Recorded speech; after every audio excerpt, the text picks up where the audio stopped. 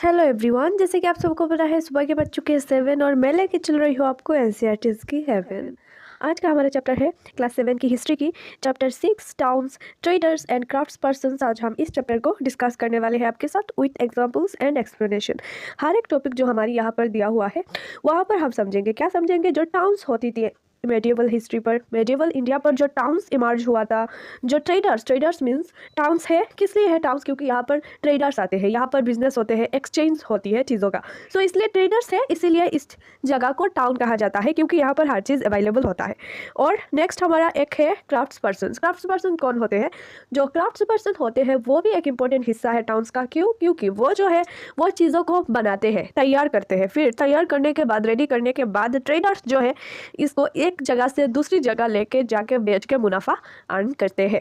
सो ये चैप्टर रहेगा हमारा मेडिएवल हिस्ट्री की। मेडिएवल हिस्ट्री पर जो टाउन्स बना, जो टाउन से फ्लरिश हुआ, जो डाउन हुआ, जो डिक्लाइन हुआ, जो इमर्ज हुआ, सारे हम यहाँ पर पढ़ेंगे। और कौन सी टाइप का ट्रेडर्स आते थे, कौन सी देशों के साथ हमारा लेन देन था, और क्राफ्ट पर्सन कौन सी टाइप्स का, हमारा आर्ट एंड कल्चर के बारे में हम बहुत सारी चीज़ें यहाँ पर समझने वाले हैं। What would a traveler visiting a medieval town expect to find? Okay, so जो medieval टाइम पर एक ट्रेवलर मीन्स एक ट्रेवल जो कहता है एक इंसान, वो अगर किसी टाउन पर आता है तो कौन सी चीज़ों के का आशा लेकर आता है, मीन्स कौन सी चीज़ों के लिए वो आता है। This would depend on what kind of town it was. ये रहता है उस चीज़ों पर डिपेंडेंट कि ये जो टाउन है ये कौन सी प्रकार का टाउन होता है। सो इससे हमको ये पता चलता है टाउन जो है वो बहुत प्रकार का होता है। सो इसको जानते हैं चलो। सो सबसे पहले आता है ये टेम्पल टाउन। टेम्पल टाउन उसको बेसिकली कहते हैं जहाँ पर एक राजा या फिर एक रूलर, किसी ने भी एक बड़ा सा टेम्पल बना दिया, और उस टेम्पल को देखने के लिए ये जो भगवान होते हैं इनकी फॉलोअर इस टेम्पल को देखने के लिए दूर दूर से आता है। सो दूर दूर से जब आते हैं तब एक ट्रेड हो जाएगा, कोई कुछ बेचेगा उनको, है ना, कोई कुछ खरीदेगा उनसे। सो उस टाइप का ट्रेडर्स हो जाते हैं। टेम्पल जब होती है तो लोगों का आना जाना रहता है, इसी बीच में एक टाउन क्रिएट हो जाती है। एंड एडमिनिस्ट्रेटिव सेंटर, एक पॉलिटिकल जो सेंटर होता है, लाइक पॉलिटिकली ये एरिया जो है बहुत ही फ्लोरिस्ट है, यहाँ पर राजा वगैरह रहते हैं। सो ये भी एक टाउन कहा जाता है, राजा का टाउन। ए कमर्शियल टाउन और a port town, to name just some possibilities. In fact many towns combined several functions. और कभी कभी कुछ टाउनों पर क्या होता है, कुछ टाउनों पर ना, सो और एक टाइप का टाउन है जो ऐसी चीज़ों के लिए फेमस होती है, लाइक यहाँ पर ट्रेड ज़्यादा होता है, सो ये टाउन बन जाता है। और कोई कोई ऐसा टाउन भी है जहाँ पर ये तीनों जो फीचर्स है, तीनों फीचर्स का टाउन होता है, लाइक यहाँ पर टेम्पल्स भी है, एन एडमिनिस्ट्रेटिव सेंटर भी है, और एक कमर्शियल टाउन भी है। ठीक है, they were administrative centers, temple towns as well as centers of commercial activities and craft production. So ऐसा भी टाउन है जहाँ पर ये तीनों का मिक्सचर भी है। Some important centers of trade and artisanal production in central and south India. So ये मैप 1 पर दिया हुआ है हमारा कुछ जो उस टाइम का मेडिएवल इंडिया की टाइम का इंपॉर्टेंट सेंटर्स जहाँ पर ट्रेड्स होता था, आर्ट्स एंड कल्चर होता था। लाइक यहाँ पर आप देखो सूरत एक इंपॉर्टेंट जगह था, ओके, मुर्शिदाबाद भी इंपॉर्टेंट जगह था, कलकत्ता और मासूलीपट्टनम भी बहुत ही बड़ा एक इंपॉर्टेंट जगह था, और तंजावुर, और ये तो था ही चोला एम्पायर का। और क्या था, और हमारा जो है ट्रेड होता था काबुल से। ठीक है, काबुल के साथ हमारा नाता था, सो ट्रेडिंग वगैरह होता था वहाँ से। ओके, सो नेक्स्ट हम पढ़ेंगे एडमिनिस्ट्रेटिव सेंटर्स, मीन्स जो एडमिनिस्ट्रेटिव जो टाउन्स है वो क्या रोल प्ले करती है, वो किस टाइप का होती है, इस टॉपिक पर समझेंगे हम। You read about the Chola dynasty in chapter 2। हाँ, ऑब्वियसली हमने पढ़ा था चोला डायनास्टी के बारे में, जहाँ की रूलर थे कौन, राजा 1 एंड थे राजेंद्र 1। ओके, जिन्होंने टेम्पल बनाया, राजा 1 ने टेम्पल बनाया, और राजेंद्र 1 को हम कहते थे, उन्होंने एक शहर बनाया गंगईकोंडा चोलापुरम की नाम से। Let's travel in our imagination to Thanjavur. So Thanjavur जो एरिया है, ये वाला नीचे का ये वाला एरिया जहाँ पर व्हाइट का आपका दिख रहा है, तंजावुर ये है। ठीक है, ये चोला एम्पायर के अंडर में आती है, फिर बाद में तो विजयनगर आ जाती है, लाइक हम्पी सिटी। ओके, सो पहले की बात कर रहे हैं हम चोला एम्पायर की टाइम का। So the capital of the Cholas, ये जो तंजावुर हमने यहाँ पर दिखा साइड में, इस ये क्या था, ये चोला एम्पायर का कैपिटल था, मीन्स कैपिटल सिटी था। It was 1000 years ago. ये जो चीज़ है ये लगभग 1000 ईयर पहले की बात हम कर रहे हैं। ठीक है, so the perennial river Kaveri flows near this beautiful town. और रिवर जो कावेरी है ये इसी टाउन की साइड से बहती है, जैसे यहाँ पर ब्लू कलर का आप देख सकते हो, रिवर कावेरी यहाँ पर दिया हुआ है। One hears the bells of the Raja Rajeshwara temple built by King Raja Chola. Okay, so जैसे मैंने बताया था राजा राजा वन ने क्या राजा राजेश्वरा टेम्पल को बनाया था, शिवा का टेम्पल था। The townspeople are all praise for the architect Kunjaramallan Raja Raja Perunthachan who has proudly carved his name on the temple wall। सो जिनको हम राजा राजा वन कहते हैं उनका नाम इतना लंबा है, यहाँ पर दिया हुआ है कुंजरामल्लन राजा राजा पेरुंताचन। सो उनका नाम बहुत ही बड़ा है। सो हम उनको या फिर उनको हिस्ट्री में जाना जाता है राजा राजा वन के नाम से। सो ये जो नाम है उनका इस टेम्पल की इंस्क्रिप्शन पर हमको मिला, ठीक है। Carved his name on the temple wall। Temple की वॉल पर उनकी नाम लिखा हुआ था। Inside is a massive Shiva linga. Okay, so besides the temple के पास में there are places with mandapas और pavilions। Kings hold court in these mandapas, issuing orders to their subordinates। There are also barracks for the army। Okay, so mandapas जो होती थी वहाँ पर क्या होता था, वहाँ पर तो आम जनता आती है, आकर राजा से उनकी इशू के बारे में डिस्कस करती है और राजा की जो कोर्ट है वो वहाँ पर लगती थी उनकी जो प्रजा है उनकी प्रॉब्लम्स को सॉल्व करने के लिए। ऑल्सो यहाँ पर आर्मी के भी रहने की बंदोबस्त किया गया। The town is bustling with markets selling grain, spices, cloth and jewelry। Okay, so ये जो टाउन था यहाँ पर क्या क्या मार्केट्स पर बेचा जाता था, ग्रेन्स बेचा जाता था, स्पाइसेस बेचा जाता था, लाइक ब्लैक पेपर वगैरह, मसाला जो होता था वो बेचा जाता था, मिर्च मसाला, क्लॉथ कपड़े, कॉटन वगैरह और ज्वेलरी मीन्स जो पहनते हैं jewellery like nose pin etcetera, bangles, ये सब। Water supply for the town comes from wells and tanks. और इस जो टाउन के लिए जो वाटर सप्लाई मीन्स वाटर आता था ये वेल्स कुआ और टंक से आता था, ठीक है। The Saliya weavers of Thanjavur and the nearby town of Uraiyur are busy producing the cloth for flags to be used in the temple festival। Okay, so उसका जो नियर टाउन है उरायूर और तंजावुर ये सब क्या होता था, ये बिजी हो जाता। और सालिया वेवर्स जो थे तंजावुर एंड उरायूर के, ये क्या करते थे, ये क्लॉथ को प्रोड्यूस करते थे फ्लैग बनाने के लिए, टेम्पल के ऊपर लगाने के लिए। Fine cottons for the king and nobility and coarse cotton for the masses. Some distance away at शवा Mimalai, the Sthapatis or sculptors are making exquisite bronze idols and tall ornamental bell metal lamps। Sthapatis और sculptures जो है वो क्या बनाते थे, वो bronze का आइडल्स बनाते थे, मूर्ति बनाते थे और ऑर्नामेंटल बेल मेटल लैम्प्स बनाते थे। ओके, नेक्स्ट हमारा टॉपिक है temple towns and pilgrimage centres. Okay, so temple towns का मतलब ही है जहाँ पर एक टेम्पल बनाया गया और टेम्पल के लिए लोग यहाँ पर हो रहे हैं, आ रहे हैं। सो ये एक बेसिकली पिलग्रिमेज सेंटर्स बन चुका है, लोग विजिट करने आते हैं, बहुत जगह से लोग यहाँ पर विजिट करने आते हैं इस पिलग्रिमेज सेंटर पर। सो एक टेम्पल की वजह से ये जगह क्या हो जाता है, टाउन्स पर कन्वर्ट हो जाता है। So Thanjavur is also an example of a temple town. जो तंजावुर है वो एक वो एग्जाम्पल है एक टेम्पल टाउन की भी। सो ये एक एडमिनिस्ट्रेटिव सेंटर्स भी है और ये एक टेम्पल टाउन भी है, ठीक है।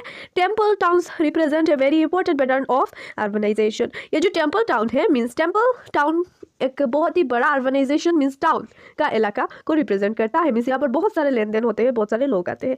The process by which cities develop, इसी वजह से जो है सिटीज जो है शहर डेवलप होते हैं, ग्रोथ होता है शहर की इकोनॉमी का। Temples were often central to the economy and society. Rulers built temples to demonstrate their devotion to various deities। Rulers जो है टेम्पल बनाते हैं इसलिए ताकि वो दिखा सके कि वो कौन सी भगवान को मानते हैं और वो भी मीन्स वो भी अपने दिल में किसी भगवान को रखते हैं। इसीलिए they also endowed temples with grants of land and money to carry out elaborate rituals, feed pilgrims and priests, and celebrate festivals। Pilgrims who flocked to temples also made donations। Okay, so राजा बहुत सारे पैसा देते थे, किनको वो देते थे पैसा जो पिलग्रिम्स आए हैं उनके खाने के लिए, रिचुअल्स परफॉर्म के लिए। प्रीस्ट्स जो पुजारी होते हैं पूजा को परफॉर्म करते हैं उनको भी पैसा देते हैं और फेस्टिवल्स जो सेलिब्रेट होता है उसका जो भी खर्चा होता है कौन, रूलर उठाता है। ऑल्सो जो पिलग्रिम्स जो आते हैं पिलग्रिम्स पर लोग इस जगह को विजिट करने जो पिलग्रिमेज होते हैं ना, सो वो भी पैसा देते थे। ओके, सो यहाँ पर देखो आपका एक दिया हुआ है साइड पे, bronze bell metal and the lost wax technique. Okay, so ये एक bronze bell metal and the lost wax technique से इस मूर्ति को बनाया गया। सो कितने अच्छे से इसको डेकोरेट किया गया, राइट। पर इसको बनाने का जो पीछे का टेक्निक है, तरीका है, वो बहुत ही ज़्यादा इंटरेस्टिंग है। जैसे आप यहाँ पर मैं आपको समझाने वाली हूँ। सो वो कुछ मोम की जैसे कुछ लेते थे, ठीक है, जो पिघलता है। तो सबसे पहले वो पिघलता हुआ कुछ लेते हैं मोम के जैसे, जो पिघल के क्ले को लेते हैं, ठीक है। ओके, सो एक ऐसे चीज़ को लेते हैं मोम की जैसे। मोम को अगर आप आग लगाते हो ना, तो क्या होती है, वो पिघलती है आग से, और बाद में क्या होता है, एक ऐसे शेप का रह जाता है। जिस भी शेप्स पर उसको क्रिएट करोगे वो बन जाता है। तो उसी तरह से पहले एक शेप को बनाया जाता है, फिर उस शेप की क्या होता है, ऊपर मिट्टी को वो लोग लगा देते हैं, और मिट्टी को लगा के इसको क्या कर लेते हैं, हार्ड कर लेते हैं। हार्ड करने के बाद एक होल रख लेते हैं नीचे, और फिर उसको पिघलते हैं, मोम को जो है फिर से पिघलाते हैं। पिघलाने के बाद और होल से सारा मोम जो है नीचे गिर जाता है। फिर क्या करते हैं, वो ब्रॉन्ज या फिर किसी भी मेटल लेते हैं, ठीक है, मेटल को पिघलाते हैं, और पिघला के जो मिट्टी का दासा बना हुआ था, ढांचा, उस पर जो है होल के थ्रू, जो होल से मोम को गिराया, सो उसी होल के थ्रू जो है मिट्टी की दशा के अंदर सारे जो मेटल का जो भी पेस्ट है उसको भर देते हैं। फिर क्या होता है, फिर एक मेटल का ऐसा बड़ा सा मूर्ति बनके रेडी हो जाता है। इसी प्रोसेस के थ्रू फिर मेटल पर वो लोग आर्ट और हो सकता है तो करते हैं, और इसी टेक्निक को कहते हैं bronze bell metal and the lost wax technique.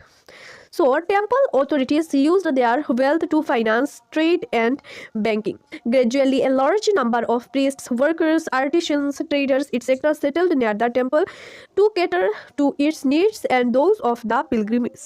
Okay, so बहुत सारे लोग लाइक प्रीस्ट, पुजारी, जो वर्कर्स, मंदिरों पर जो वर्क करते थे, मंदिरों को साफ सफाई करते थे, आर्टिशंस जो आर्ट बनाते थे, क्राफ्ट पर्सन्स, ट्रेडर्स जो बिजनेस करते थे, सारे जो है मंदिर के आसपास रहना स्टार्ट कर लिया उन्होंने, ताकि उनका बिजनेस जो है वो ग्रो कर सके, क्योंकि यहाँ पर लोग आते हैं। दोज ग्रेट टेम्पल टाउन्स, इसीलिए ग्रो होता है temple town. Towns emerged around temples such as those विलाशा और विदिशा इन मध्य प्रदेश। ओके, सो एक ऐसे टेम्पल टाउन ग्रो हुआ, कहाँ पर इमर्ज हुआ, मध्य प्रदेश में, ठीक है, बिलाशा और विदिशा। सो इसको कहा जाता है क्या, Bhillasvamin. So and Somnath in Gujarat, और गुजरात पर सोमनाथ। ओके, सो ये भी एक टेम्पल टाउन का एग्जाम्पल है। Other important temple towns included Kanchipuram and Madurai in Tamil Nadu, और तमिलनाडु पर कांचीपुरम एंड मदुराई जो है ये भी एक इम्पॉर्टेंट टेम्पल टाउन्स है। एंड तिरुपति इन आंध्र प्रदेश पर तिरुपति भी एक इम्पॉर्टेंट टेम्पल टाउन है। Pilgrimage centres also slowly developed into townships, जो पिलग्रिमेज सेंटर्स जो है वो डेवलप हो रहा था टाउनशिप्स में, मीन्स टाउन पर कन्वर्ट हो रहा था।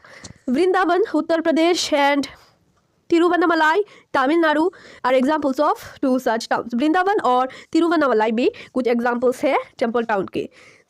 सेम उसी तरह Ajmer Rajasthan was the capital of the Chauhan kings in the 12th century and later became the Suba headquarters under the Mughals. Okay, so जो अजमेर होता है राजस्थान में, वो चौहान किंग्स का पहले कैपिटल था 12th सेंचुरी में। ओके, सो फिर क्या हुआ, सुबह हेडक्वार्टर्स बन गया मुगल्स का। It provides an excellent example of religious को एग्जिस्टेंस। सो यहाँ पर क्या होता है, एक बिलीफ को माना जाता है कि यहाँ पर कोई थे जो क्या थे, अल्लाह के ख़ास इंसान थे, जिसे ख्वाजा मोइनुद्दीन चिश्ती की बात किया जा रहा है यहाँ पर।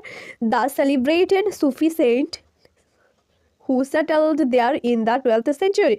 सो आप चैप्टर 8 पर समझोगे इसी सेंट के बारे में, सूफी सेंट के बारे में, ख्वाजा मोइनुद्दीन चिश्ती के बारे में। ओके, सो वो क्या करते थे, वो 12th सेंचुरी पर यहाँ पर सेटल्ड हुए थे। Attract devotees from all creeds near Ajmer is a lake Pushkar which has attracted pilgrims from ancient times. A network of small towns. Next हमारा टॉपिक है बच्चों, a network of small towns. From the 8th century onwards the subcontinent was dotted with several small towns. So 8th century में क्या हो रहा था, बहुत सारे हमारे सब कॉन्टिनेंट पर बहुत सारे स्मॉल टाउन्स एमर्ज हो गए थे। This probably emerge from large village. Okay, और ये जो स्मॉल टाउन्स है ये बना कहाँ से, लार्ज बड़े बड़े जो विलेज होते हैं इससे बन गया small towns. They usually had a mandapika और mandi of later times. So उनका खुद का एक मंडी होता था, मीन्स बाजार की तरह मंडी, मंडपिका जिसको कहा जाता है। To which nearby villagers brought their product to sell. Okay, so जहाँ से लोग जो है प्रोडक्ट को खरीदते हैं, बेचते हैं। They also had market streets called Hatta.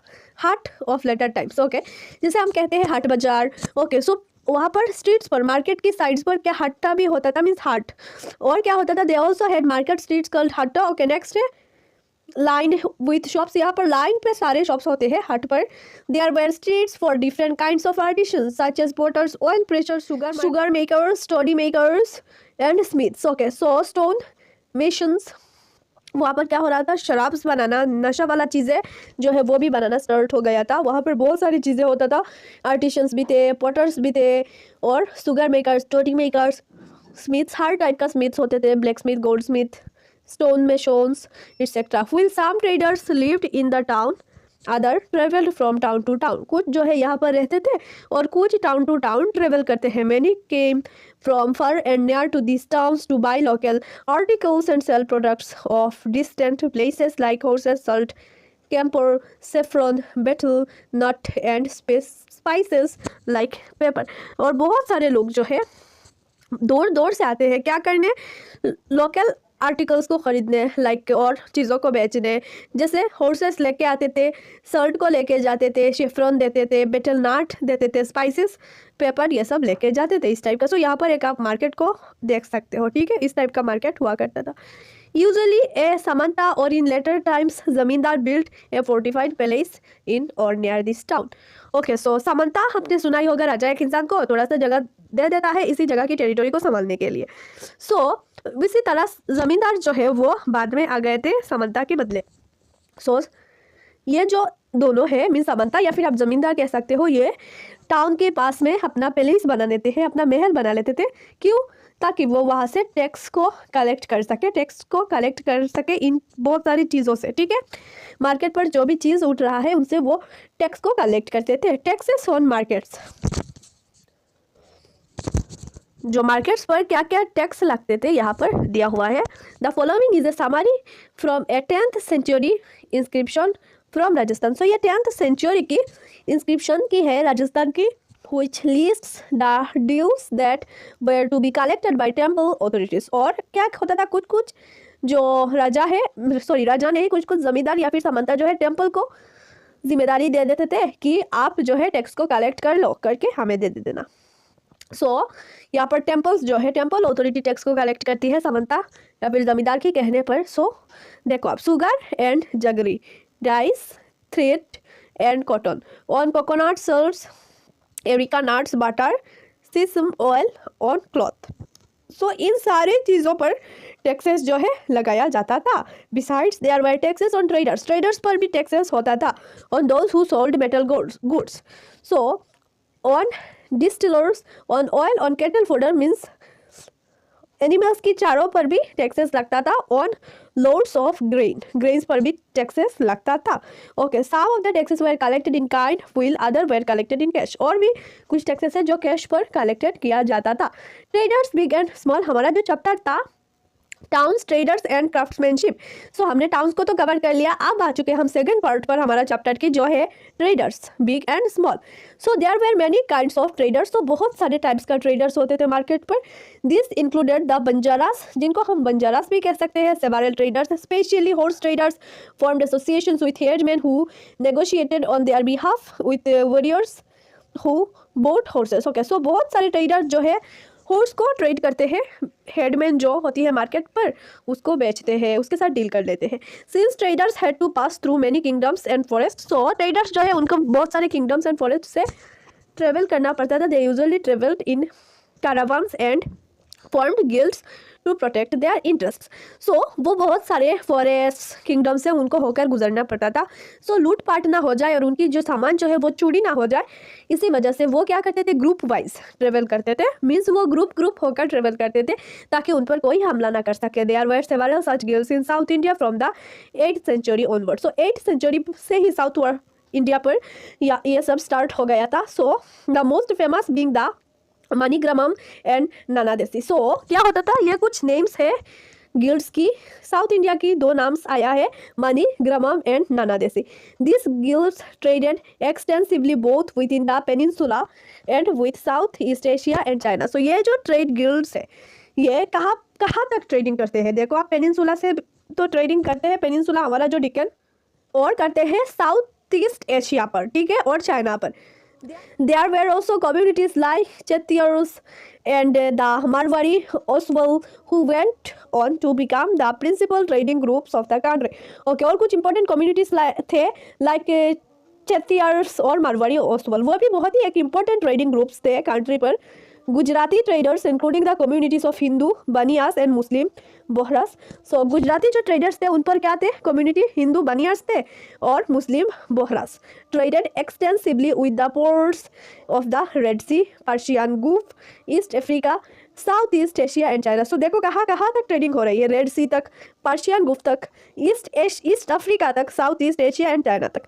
They sold textiles and spices in this ports and in exchange brought gold and ivory from Africa. Okay, so ये जो ट्रेडर्स की कम्युनिटी है वो क्या करते थे, वो सोल्ड टेक्सटाइल्स और स्पाइसेस जो है मिर्च मसाला हमारी देश का और टेक्सटाइल्स फाइन वो लेके जाते थे, और गोल्ड एंड आइवरी जो है वो अफ्रीका से लेके आते थे, and spices tin Chinese blue pottery and silver from South east Asia and China. Okay, silver आते थे South east Asia and China से, और स्पाइसेस एंड टीन जो है चाइनीज ब्लू पोट्री लाते थे। Okay, the town on the west coast were home to Arab. Okay, जो town होते थे वेस्ट कोस्ट पर वो होम थे अरब का, मीन्स अरब पर जाने का, लाइक सूरत, बॉम्बे तो बाद में आया, सूरत, ये सब। Persian, Chinese, Jewish and Syrian Christian traders Indian spices and cloth sold in the Red Sea ports were purchased by Italian traders and eventually reached European markets, fetching very high profits. Okay, so क्या होता था,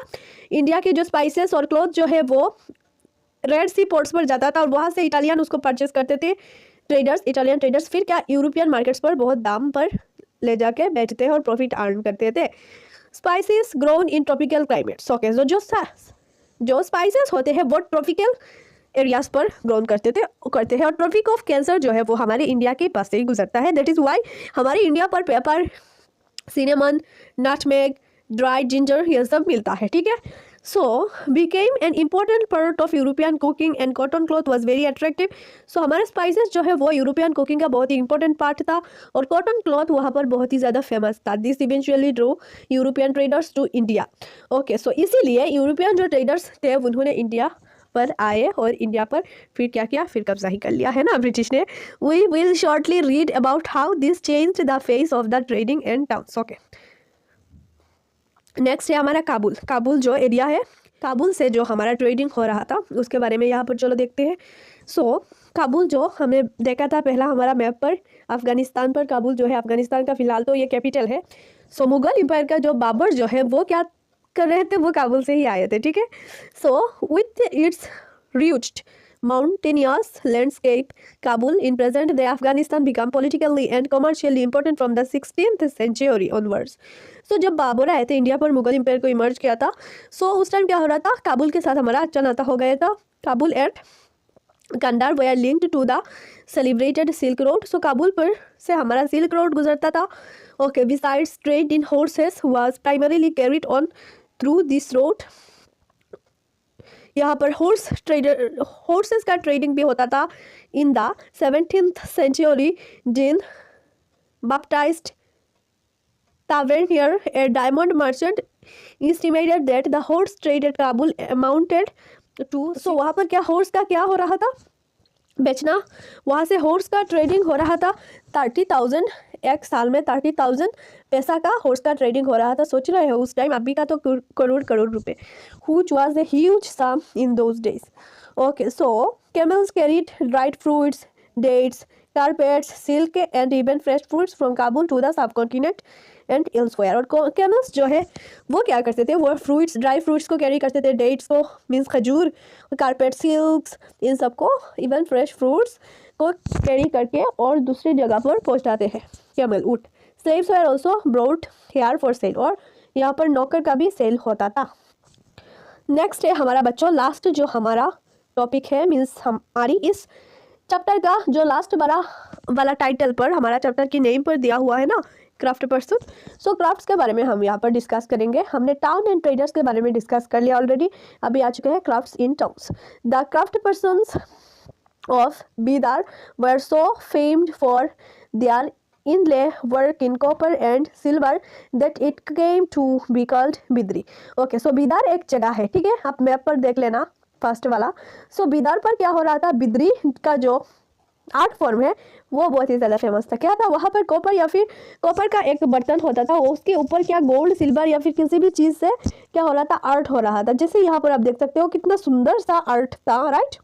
the पंचलास और Vishwakarma community, जो पांचालास और Vishwakarma community थे, consisting of goldsmith, bronze smiths, blacksmiths, masons and carpenters were essential to building of temples. और ये जो पांचालास और विश्वकर्मा कम्युनिटी थे, सो वो क्या थे, gold smiths, bronze smiths, black smith, सुनारी, लुहारी, ये सब जो है बहुत ही ज़्यादा इंपॉर्टेंट थे टेम्पल्स को बनाने के लिए। They also played an important role in construction of palaces. Okay, palaces को मीन्स राजा के घर बार वगैरह, महल को बनाने का भी उनका जिम्मेदारी होता था। Big buildings, tanks and reservoirs, ये सारी चीज़ें वो बनाते थे। Similarly weavers such as the Saliyar and Kaikkolars emerged as prosperous communities। So Saliyar जो वेबर्स होते थे, कपड़े को बुनते थे, वो सिलेयर्स और टाइकोलर्स कहा जाता था उनको। सो वो भी एक इम्पोर्टेंट कम्युनिटी थे, मेकिंग डोनेशन टू टेम्पल्स। ये सब जो है क्राफ्ट पर्सन जो है वो टेम्पल्स को डोनेट करते थे, मीन्स टेम्पल पर डोनेशन देते थे। Some aspects of cloth making like cotton cleaning, spinning and dyeing becomes specialised and independent craft. So उस टाइम क्राफ्ट पर्सन का डिमांड बहुत ज़्यादा था, क्योंकि उनका जो काम है बहुत ज़्यादा था और उनका इज्जत भी ज़्यादा था। सो नेक्स्ट है the changing fortunes of towns. Okay, so जो टाउन्स जो फेमस थे वो धीरे धीरे जो है डिक्लाइन तो नहीं कह सकते, धीरे धीरे उनका जो इम्पोर्टेंस था वो कम हो गया। मीन्स वहाँ पर जिस टाइप का ट्रेडिंग होता था वो होना बंद हो गया था एक टाइम तक, और कुछ जो है फेमस नहीं थे वो सिटी फेमस हो गए। जैसे some towns like Ahmedabad, Gujarat went on to become major commercial cities, but okay, so Gujarat पर अहमदाबाद जो थे वो इम्पोर्टेंट एक कमर्शियल सिटी बन गया था लास्ट तक।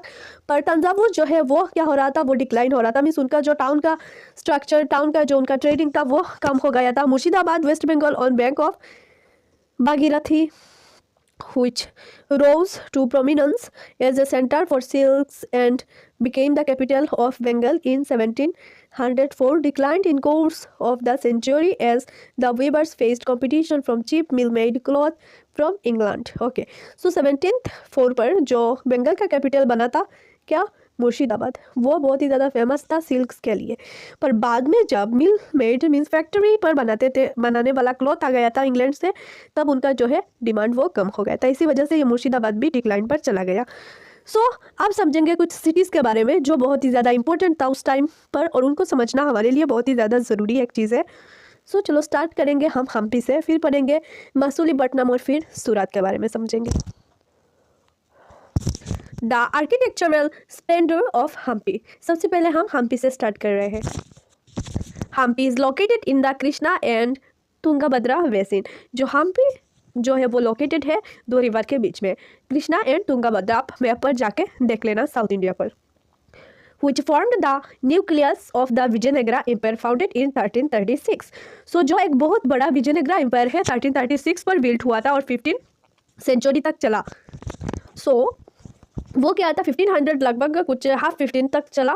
सो वो जो विजयनगरा है उसका कैपिटल जाना जाता है Hampi city. The magnificent ruins at Hampi reveal a well fortified city. Hampi को वेल फोर्टिफाइड सिटी के नाम से भी जाना जाता है। जो ये देख सकते हो उसका आसपास का एरिया कितना फोर्टिफाइड है हम्पी का, ताकि पड़ोसी देश से, पड़ोसी जो भी रूलर्स है डायनास्टी है उनसे अटैक ना आ जाए। इसीलिए क्योंकि उस टाइम 1336 पर तो नॉर्थ पर क्या हो रहा था, दिल्ली के एरिया पर दिल्ली सुल्तानत इमर्ज हो गए थे। फिर उसके बाद तो आ गए थे मुगल। उस टाइम तक विजयनगरा डिक्लाइन हो गया था। No mortar of cementing agent was used in the construction of this walls and the technique followed was to wedge them together and interlocking। सो उन्होंने इंटरलॉकिंग का टेक्निक को यूज़ किया इन सबको वॉल को फोर्टिफाई करने के लिए। A fortified city. This is how a Portuguese traveler Domingo Pais described Hampi in the 16th century। So 16th century पर पोर्तुगीज ट्रेवलर जो है डोमिंगो पीस, उन्होंने हम्पी को डिस्क्राइब किया कैसे डिस्क्राइब किया? यहाँ पर जानेंगे हम टेक्स्ट से। At the entrance of the gate where those pass who come from Goa, this king has made within it a very strong city fortified with walls and towers. So king ने बनाया था इसको एक बहुत ही strong city की तरह with fortified walls and towers से।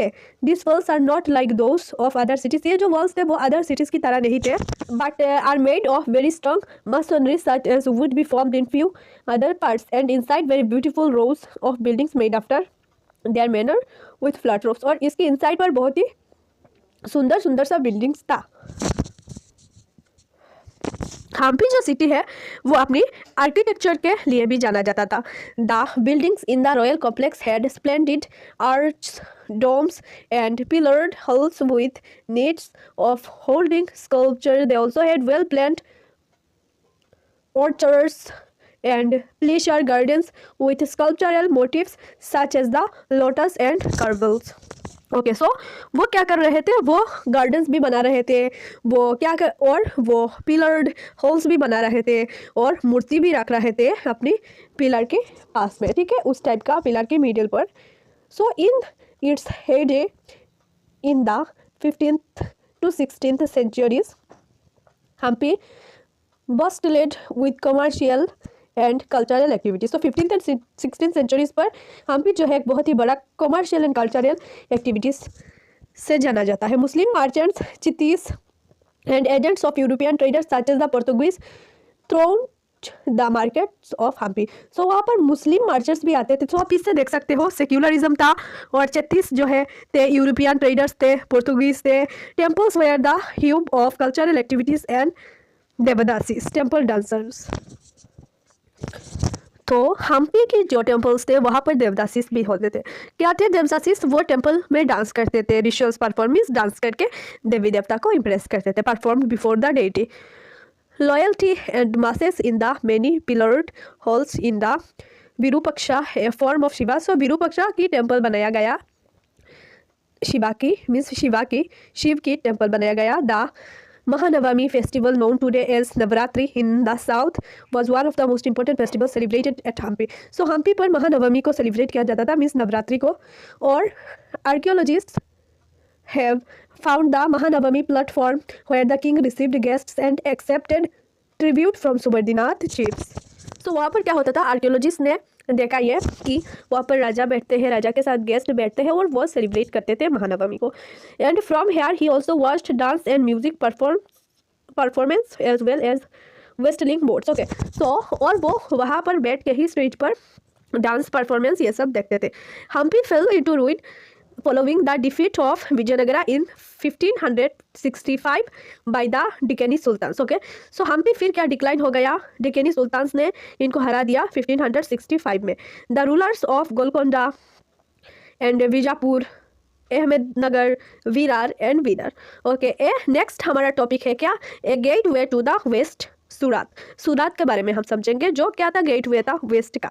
Means waste में से जो भी ट्रेडर्स आते थे वहाँ पर ही पार्क करते थे, क्या पार्क करते थे, अपना जहाज को, ठीक है, जहाज से वो आते थे।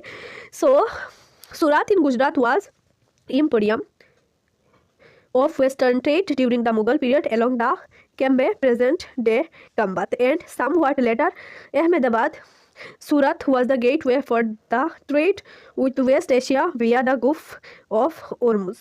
ओके, जो सूरत जो है वेस्टर्न कंट्रीज़ की, वेस्टर्न साइड्स के जो भी आते थे, सो वो सूरत पर ही अपनी जहाज़ को लैंड करते थे, ठीक है। इसलिए सूरत बहुत ही ज़्यादा एक इंपॉर्टेंट सेंटर था ट्रेडिंग के लिए। Surat has also been called the gate to Mecca because many pilgrim ships set sail from there. Okay, Mecca जाने के लिए भी बहुत सारे लोगों को सूरत से होकर जाना पड़ता था, इसलिए गेट टू मक्का भी कहा जाता था। The city was cosmopolitan and people of all castes and creeds lived there. Okay, ऊपर सूरत पर हर टाइप का, हर कास्ट का, हर बैकग्राउंड का लोग जो है रहते थे। In the 17th century the Portuguese, Dutch and English had their factories and warehouses at Surat. पर 17th century पर, ठीक है, क्या हो रहा था 17th century पर, पुर्तगीज एंड ड्यूच, इंग्लिश जो है, यूरोपियन जो है, वो अपनी सूरत पर वेयर हाउस एंड फैक्ट्रीज उन्होंने बिल्ड कर लिया था। According to the English chronicler Ovington who wrote an account of the port in 1689, on average 100 ships of different countries could be found entered at the port at any given time. There were also several retail and wholesale shops selling cotton textiles. So यहाँ पर cotton के भी एक अच्छा खासा trading हो रहा था, कॉटन की टेक्सटाइल को बेचा एंड खरीदा जाता था. The textiles of Surat were famous for the gold lace borders. जो सूरत का टेक्सटाइल है वो फेमस था जारी के नाम से, मीन्स उसका जो कपड़ा का जो बॉर्डर होता था वो गोल्ड लेस होता था, जिसका डिमांड बहुत ही ज़्यादा था. And had a market in West Asia, Africa and Europe. तो West Asia and Africa and Europe पर इसका डिमांड ज़्यादा था. The state build numerous rest houses to take care of the needs of people from all over the world who come to the city. और यहाँ पर rest houses भी थे जो ट्रेवलर आते थे उनके लिए रहने के लिए, उनका रहने के लिए. There were magnificent buildings and innumerable pleasure parks and cultivated sets और Mahajans money changers had huge banking houses at Surat. Okay, तो सूरत पर जो है मनी चेंजर्स थे, मीन्स एक इंसान जिसको कहा जाता था खतीवर्ड और सेट्स और महाजन्स, जिन पर आप जो है मान लो 1000 आपने जमा कर दिया उनके खाते पर. सो वो क्या करते थे, आपको एक कागज़ दे देते थे विथ उनके सिग्नेचर या फिर कुछ, ठीक है, उनकी साइन के से. फिर आप जो है आपके साथ में पैसा नहीं, ये कागज़ रहेगा, आप किसी दूसरी जगह पर जाओगे, जाने के बाद इसको अगर दिखाओगे तो वो इंसान आपको, मीन्स उनका नेटवर्क होता था पूरी कॉन्टिनेंट पर, तो वो इंसान दे देगा आपको इतना पैसा. उस तरह का बैंक का सिस्टम चल रहा था. It is noteworthy that the Surat handis were honored in the far off markets of Cairo in Egypt, Basra in Iraq, and Antwerp in Belgium. However, Surat began to decline towards the end of the 17th century. So 17th century के end पर क्या हो रहा था, सूरत decline होना start हो गया था. This was because of many factors. So बहुत सारे रीज़न थे सूरत की डिक्लाइन होने का. The loss of markets and productivity because of the decline of Mughal empire. जब मुगल एम्पायर ख़त्म हुआ 17th सेंचुरी पर, तो क्या हो रहा था, तो इसी वजह से लॉस मार्केट्स एंड प्रोडक्टिविटी की वजह से भी सूरत का जो है वैल्यू है वो डिक्लाइन हो गया था. Control of the sea routes by the Portuguese and competition from Bombay. Okay, so Bombay भी एक बहुत ही बड़ा सिटी बन गया था उस टाइम, और पोर्तुगीज़ ने सी रूट को कंट्रोल कर लिया था. और बॉम्बे पर क्या हो रहा था, English East India company shift कर लिया था हेडक्वार्टर इन 1668 पर. ओके, सो इसी वजह से today Surat is a bustling commercial centre. पर अभी जो है सूरत एक अच्छा कमर्शियल सेंटर है. सो फिशिंग इन ट्रोवल्ड वेटर्स, मसूलीपट्टनम. सो आप समझेंगे मसूलीपट्टनम के बारे में. द टाउन ऑफ मसूलीपट्टनम और Machilipatnam literally fish port town. तो इसको मछली के नाम से क्यों जाना जाता है, क्या उसका मछली के साथ कोई नाता है? सो नहीं बच्चों, मछली के साथ कोई नाता नहीं है, बस ऐसे ही नाम पड़ गया. ओके, ले on the delta of the Krishna river. जो कृष्णा रिवर है उसकी डेल्टा पर पड़ता है यह Machilipatnam. In the 17th century it was a centre of intense activity. So यहाँ पर 17th सेंचुरी पर बहुत बड़ा एक्टिविटी होता था. Both the Dutch and English East India companies attempted to control Masulipatnam at as it became the most important port of the Andhra coast. Okay, so Masulipatnam को लेकर जो है Dutch and English East India companies के बीच में झगड़े हो रहे थे. कौन लेगा इसको? The fort at Masulipatnam was built by the Dutch. The Qutb Shahi rulers of Golconda imposed royal monopolies on the sale of textiles, spices and other items to prevent the trade passing completely into the hands of the various East India companies. Okay, so Qutb Shahi जो ruler थे गोलकोंडा के, उन्होंने यहाँ पर क्या किया, textile and spices and other बहुत जो आइटम्स जो ट्रेड होते थे उन पर टैक्स लगा दिया, ताकि वो ईस्ट इंडिया कंपनी जो है उसको खरीदने में हिचकिचाए, ये वो, ठीक है, ताकि वो अपना कब्जा ना कर सके. Fierce competition among various trading groups, the Golconda nobles, Persian merchant, Telugu, Komati, Chettis and European traders. तो कुछ ट्रेडर ग्रुप्स की बीच में कंपटीशन हो रहा था, जैसे Golconda nobles, Persian merchant, Telugu, Komati and Chettis and European traders के बीच में. Made the city populous and prosperous. इनकी वजह से जो सिटी है वो पॉपुलस हुआ और प्रोस्पेरियस भी हुआ. Okay, as the Mughals began to the extend their power to Golconda, their representative the governor Mir Jumla, who was also a merchant, began to play off the Dutch and English against each other. Okay, so Mir जुमला जो है Mughal empire ने क्या किया, मीर जुमला के सहारे ड्यूच and English जो है इनकी लड़वा दिया, ड्यूच एंड इंग्लिश के बीच में झगड़ा करवा दी. इन 1686 टू 1687 मुगल एम्पायर औरंगजेब एनेक्सेड गोलकोंडा. फिर मुगल एम्पायर जो लास्ट एम्पायर थे औरंगजेब, उन्होंने क्या किया, मीन्स लास्ट पावरफुल एम्पायर थे, उन्होंने गोलकोंडा को छीन लिया. This caused the European companies to look for alternatives. इसीलिए यूरोपियन कंपनीज को इस जगह को छोड़ना पड़ा, दूसरी जगह देखना पड़ा. सो वो मजबूर होकर दूसरी जगह को देखने लग गए थे. It was a part of the new policy of the English East India company that it was not enough if A port had connections with production centers of the hinterland. The new company trade centers it was felt should combine political, administrative and commercial rules. Okay, जो new trade centers आया था वहाँ पर क्या था, political and administrative and commercial rules आ गए थे इंग्लिश ईस्ट इंडिया कंपनी से. As the company traders moved to Bombay Kolkata present day okay Madras. So company जो ट्रेडर्स थे वो बॉम्बे कलकत्ता एंड मद्रास पर गए थे. Masulipatnam lost both its merchants and prosperity and decline the course of the 18th century being today nothing more than dilapidated little town. Okay, पर अभी जो मसूलीपट्टनम एक छोटा सा टाउन है और कुछ नहीं.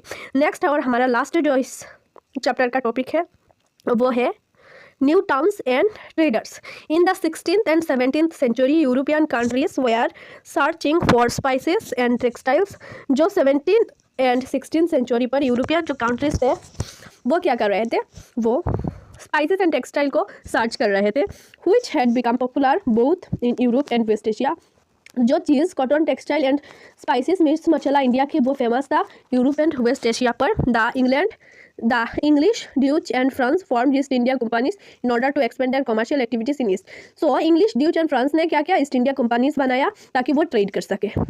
Initially, great Indian traders like Mullah Abdul Ghaffar and Birji Bora, who owned a large number of ships, competed with them. However, the European companies used their naval power to gain control of the sea trade and forced Indian traders to work their agents. Okay, so क्या कर रहे थे उन्होंने हमारी जो Indian का traders थे मुल्ला अब्दुल गफ्फर और बिरजी बोरा, उनको क्या किया, कम्पीट किया और कम्पीट करके उनकी जो नेवल पावर थे मीन्स अस्त्र था जो उनके हाथ में, उनसे क्या उनको हमारी इंडिया के ट्रेडर्स को हरा दिया और फिर उनको मजबूर किया उनकी जो नीचे वर्क करने के लिए एज उनकी agent. Ultimately the English emerged as the most successful commercial and political power in the subcontinent. फिर जो इंग्लिश जो है वो एमर्ज हो गए थे एक अच्छा successful commercial and political power के रूप में. The spirit in demand for goods like textiles lead to a great expansion of the crafts of spinning, weaving, bleaching, dyeing, etc. with more and more people taking them up. Indian textile designs become increasingly refined. However, this period also saw the decline of the independence of craft person. इसलिए वो क्या कर रहे थे, English अत्याचार करना start कर लिया उन्होंने हमारी लोगों के ऊपर. क्राफ्ट पर्सन की जो इंडिपेंडेंस था उस टाइम, क्राफ्ट पर्सन कितना मतलब बड़े बड़े हो रहे थे ना, उनकी इंडिपेंडेंसली वो जीते थे, मंदिरों पर डोनेशन देते थे, राइट. पर उस टाइम जो है क्राफ्ट पर्सन की हालत बेहालत हो गई थी और क्या था, उनको डर डर के जीना पड़ रहा था बिकॉज ऑफ इंग्लिश मैंस की वजह से. They now began to work on a system of advances which meant that they had weave cloth which was already promised to European agents. तो वो कपड़े अब बनाने लगे यूरोपियंस के लिए ताकि यूरोपियंस वो ना सिर्फ यूरोपियंस को ही बेचेंगे, ऐसा टाइप पॉलिसी बना दिया जोर ज़बरदस्ती. Weavers no longer had the liberty of selling their own cloth and weaving their own pattern. So उनके पास और कोई अब इंडिपेंडेंस नहीं था, फ्रीडम नहीं था कि वो अपना जो है प्रोडक्ट खुद बना सके और खुद के हिसाब से डिज़ाइन कर सके. They had to reproduce the designs applied to them by company agents. Okay, the 18th century saw the rise of Bombay. So 18th century पर क्या हो रहा था, बॉम्बे ग्रोथ कर रहा था, कोलकाता एंड मद्रास भी ग्रोथ कर रहा था क्योंकि वहाँ पर ब्रिटिश थे.